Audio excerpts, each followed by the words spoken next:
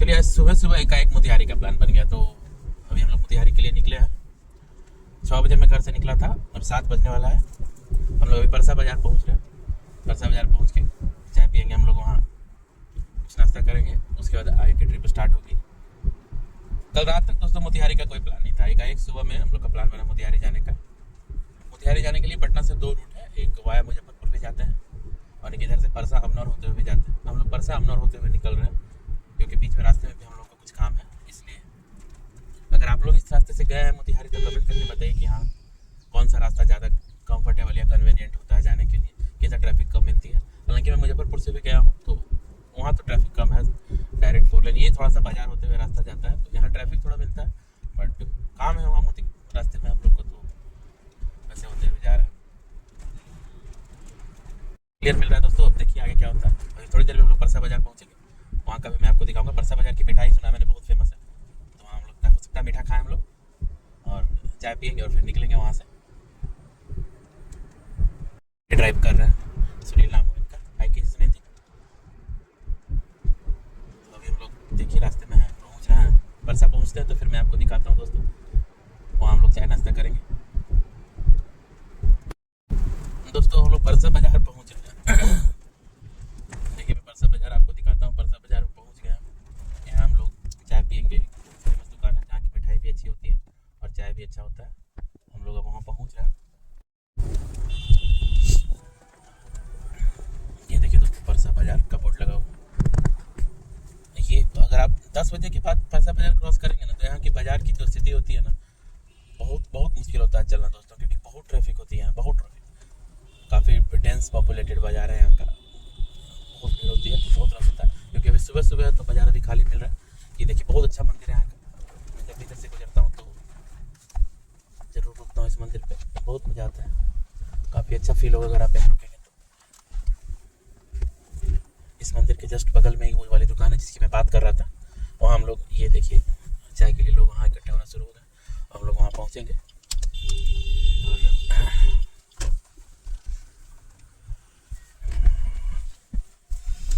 दुकान पर भी पहुँच गए हैं। चाय दुकान पर देखिए कितनी भीड़ है। चाय पीने, चाय का बहुत अच्छा होता है और यहाँ की मिठाई भी काफ़ी अच्छी होती है। घर के लिए कुछ पैक भी करवा रहा हूँ। आप लोग अगर यहाँ का मिठाई टेस्ट किया तो बताइए कैसा है, आपको कैसा लगता है मिठाई। देखिए चाय आ गया। ये सुनिए, देखिए चाय का आनंद ले रहा है।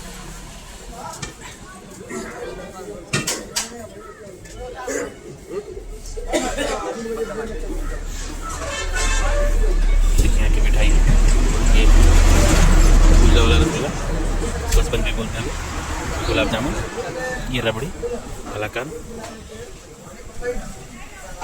और ये पता नहीं ये खुरमा है शायद।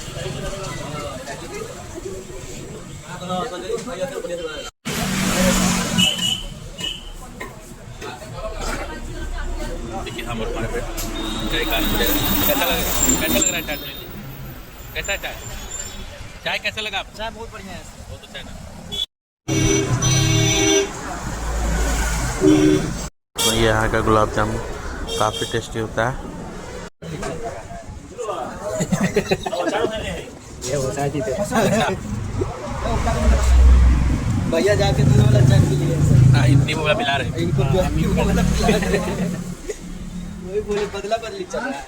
देखिए दोस्तों इसी मंदिर की बात कर रहा था मैं, कितना खूबसूरत मंदिर है, की ऊंचाई कितनी है आप देखते हैं। ये दुकान से मैं वहाँ से चाय पी के निकला हूँ। अब निकलेंगे हम वापस आगे की जर्नी के लिए। ये मैं बैठ गया अंदर।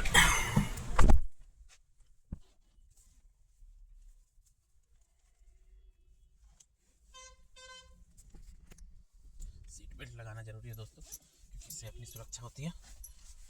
और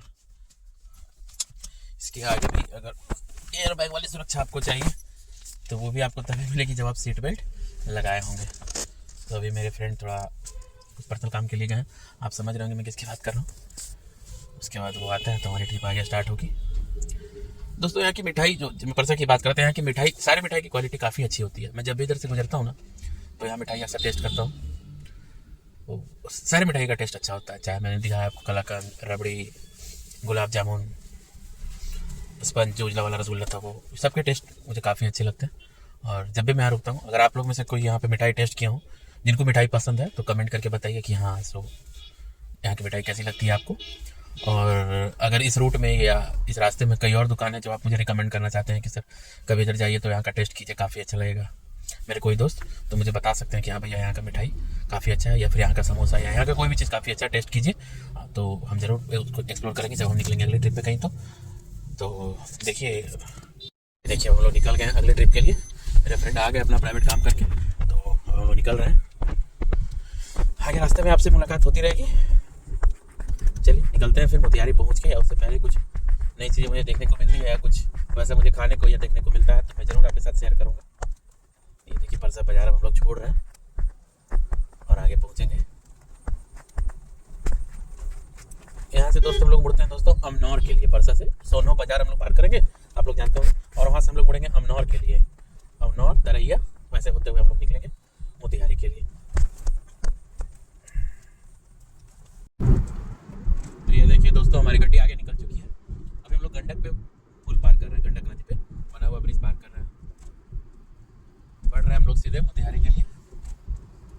दोस्तों ब्लॉगिंग कहिए तो ब्लॉगिंग का मतलब क्या होता है? ब्लॉगिंग का मतलब होता है कि अगर मैं ट्रैवल कर रहा हूँ और मैं आपके साथ अपनी जर्नी शेयर कर रहा हूँ तो समझ आप लोग को फील आना चाहिए कि हाँ आप भी ट्रैवल कर रहे हो। तो अगर वो मैं करवा पाने में थोड़ा सा असमर्थ हूँ या फिर कहीं ना कहीं लैग कर रहा हूँ तो फिर उसका कारण है कि ये एक्सपीरियंस मेरा नया नया दोस्तों, है ना। तो अगर इस पर कुछ आप लोग रिकमेंड करना चाहते हैं या फिर कहीं आपको लग रहा है कि नहीं वो फील नहीं आ रहा तो आप लोग कमेंट करके बताइए, इसमें और सुधार करने की कोशिश करूँगा मैं। और ये देखिए ये दोस्तों हम लोग पुल पार कर लिए और आगे बढ़ रहे हैं।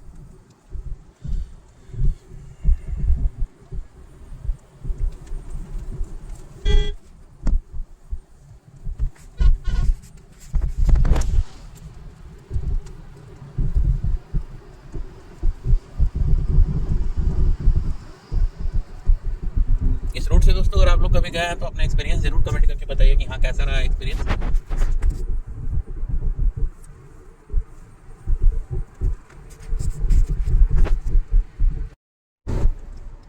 दोस्तों हम लोग का ट्रिप चल रहा है, अभी रास्ते में है, हम लोग पहुंच रहे हैं मोतिहारी की ओर। तो मुझे याद आया क्यों ना एक छोटी सी कहानी आपके साथ शेयर की जाए। ये कहानी है रामायण की, जो कल मैं सुन रहा था आदरणीय सर कुमार विश्वास की एक वीडियो क्लिप में, तो सोचा क्यों ना आज आपके साथ शेयर किया जाए। तो दोस्तों ये कहानी है रामायण की, है ना। तो जैसे मैंने आपको बताया था, तो रामायण के जिस इंसिडेंट की बात मैं कर रहा हूँ या जिस कहानी का जिक्र मैं करने वाला हूँ, ये मैं आपको ले चलता हूँ उस वक्त जब राम को वनवास का निर्णय हो चुका था। ये पता हो गया कि राम को वनवास होगा, राम जो है 14 वर्षों के लिए वन में जाएंगे, और लक्ष्मण की ये हट थी कि वो भी भैया के साथ जाएंगे। अब भैया से वो इजाज़त लेने पे लगे हुए हैं, भैया उनको आदेश तो दे नहीं रहे। पहले राम तैयार नहीं थे कि हाँ लक्ष्मण तुम भी मेरे साथ जाओगे, लेकिन जब उनके हट के आगे राम को झुकना पड़ा है तो लक्ष्मण खुश है कि हाँ भैया के साथ वो भी जंगल जाएंगे।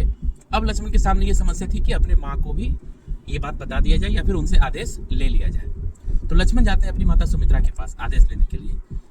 अब इनके मन में डर था कि माँ परेशान होगी या माँ कुछ बोलेगी, तो ये अपनी माँ के पास पहुँचते हैं। तो माता सुमित्रा के पास जब पहुँचते हैं तो लक्ष्मण बोलते हैं कि माता जो मैं भी भैया के साथ वन में जाऊंगा उनकी सेवा करने के लिए।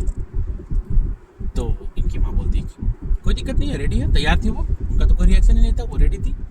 लेकिन अब ये पूछते हैं कि माँ आपको कोई परेशानी तो नहीं है, या फिर हम लोग जंगल जा रहे हैं तो आपको कोई टेंशन तो नहीं है, कोई दिक्कत तो नहीं है। तो इनकी माँ बोलती है कि बेटा जाओ भैया की सेवा में लगे रहना, और अगर बांका बाल हुआ भी तो होगा भाई की सेवा में, लग जाए प्राण की बाजी तो श्री रघुराई की सेवा में। कितना अच्छा लाइन है। इसके बाद उनकी माँ क्या बोलती है दोस्तों, इसके बाद बोलती है कि जाओ लाल मेरे हो तुम तो सत पे सदा अड़े रहना, 14 वर्षों की सेवा में वीरों की भांति खड़े रहना। जाओ लाल मेरे हो तुम तो सत पे सदा अड़े रहना, 14 वर्षों की सेवा में वीरों की भांति खड़े रहना। जाओ प्रसन्न रखो उनको जो मुद मंगल के दाता हैं, अब पिता तुम्हारे रामचंद्र और सिया तुम्हारी माता। ये उनकी माँ का स्टेटमेंट था दोस्तों। जाओ प्रसन्न रखो उनको जो मुद मंगल के दाता हैं, अब पिता तुम्हारे रामचंद्र और सिया तुम्हारी माता है। कितना खूबसूरत लाइन था दोस्तों। ये क्लिप जब मैंने सुना कल, तो हालांकि मैं और भी पहले सुन चुका हूँ, लेकिन कल जब सुना तो फिर से यादें ताजा हो गई कि वाह कितना, मतलब रामायण के पात्र की अगर बात करें तो कितने अच्छे अच्छे पात्र थे रामायण में। माता कौशल्या की बात करो, माता सुमित्रा की बात करो, या फिर स्वयं भगवान श्री रामचंद्र की बात की जाए, लक्ष्मण की बात की जाए, सारे लोग कितने अच्छे थे। अगर उनके किसी भी पात्र की आचरण की अगर 1% भी कर सकते हैं हम लोग कि अगर अपने जीवन में उतार ले दोस्तों, तो हमारा जीना सार्थक हो जाएगा। अगर आप लोग भी ये क्लिप कहीं सुने हैं या फिर ये कहानी कहीं सुने हैं तो कमेंट करके बताइए कि आप लोग को कैसा लगता है।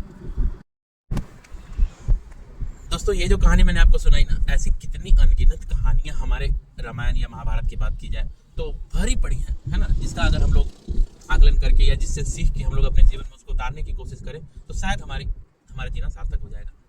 हालांकि जिस तरीके से मैंने सुना है और जहाँ से मैंने सुना आदरणीय सर कुमार विश्वास सर के द्वारा, उनके आगे तो मैं कुछ भी नहीं हूँ। जिस तरीके से वो सुनाते हैं, उनका एक्सप्रेस करने का जो तरीका है दोस्तों, बार बार सुनने को मन करता है, रिपीट कर करके सुनने को मन करता है, ठीक है ना। तो फिर भी मैंने अपने जीवन में सुनाया है आपको। जिस तरीके से हो सकता है मेरा एक्सप्रेस करने का तरीका गलत भी रहा हो, या फिर उनके सामने तो मैं कुछ भी नहीं हूँ, सच की बात की जाए तो कुछ भी नहीं, बहुत छोटा हूँ मैं उनके सामने, और मैं उनको फॉलो करता हूँ, सच में आदर्श मानता हूँ। और जिस तरीके से वो सुनाने की कोशिश करते हैं, जिस तरीके से वो सुनाते हैं, दिल कुछ हो जाता है दोस्तों, सच की बात की जाए तो। हालांकि ये कहानी जो मैंने आपको बताई है, इससे आप क्या सीखते हैं और कैसा अच्छा लगता है, कितना अच्छा लगता है, और अगर आपने कहीं सुनी हो या फिर और भी कोई छोटी सी कहानी या फिर रामायण का कोई वाक्य जो आप मेरे साथ शेयर करना चाहते हैं या जो बताना चाहते हैं जिसको मैं आपके साथ शेयर करूँ वीडियो में, तो आप मुझे कमेंट करके बता सकते हैं कि हाँ ये कीजिए। तो मेरे से जो संभव हो सकेगा मैं ज़रूर करूँगा। तो हम लोग का ट्रिप चल रहा है दोस्तों, हम लोग आगे बढ़ रहे हैं धीरे धीरे अपनी मंजिल की ओर। मुझे मोतिहारी जाना है जैसे मैंने आपको बताया।